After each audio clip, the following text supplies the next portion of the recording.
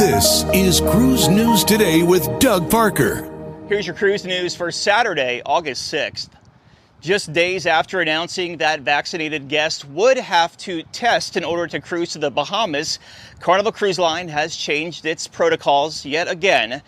In an email to book guests on Friday, the line said that effective August 8th, vaccinated guests on cruises 5 nights or shorter do not need to test to sail to the Bahamas. However, unvaccinated passengers must still take a PCR or antigen test up to 3 days prior to the sailing. For cruises 6 nights or longer, all guests, regardless of the destination, must present a negative test result to sail. And Royal Caribbean has finally begun homeporting in Haifa, Israel. Rhapsody of the Seas will offer mostly 7-night cruises in the Eastern Med from the port city, as well as 3- and 4-night voyages over to Cyprus and Rhodes. In May of last year, Royal Caribbean planned to homeport its brand new Odyssey of the Seas in Haifa for at least a season, but plans changed when conflicts escalated between Israel and Gaza. Other lines that sail from Haifa this year include Costa, MSC, Norwegian, Oceania, Seabourn, and Regent. In total, the port will host 109 cruise turnaround days and 116 port calls, making it its busiest year ever. And finally, we turn back to Alaska, where parts of the hillside above Skagway continue to give way as another rock slide occurred in the middle of last week.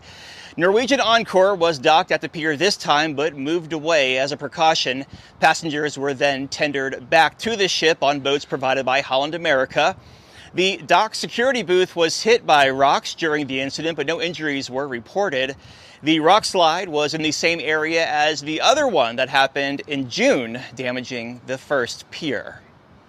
And cruise line stocks were up slightly on Friday. Carnival Corporation up 0.25%, 9.82.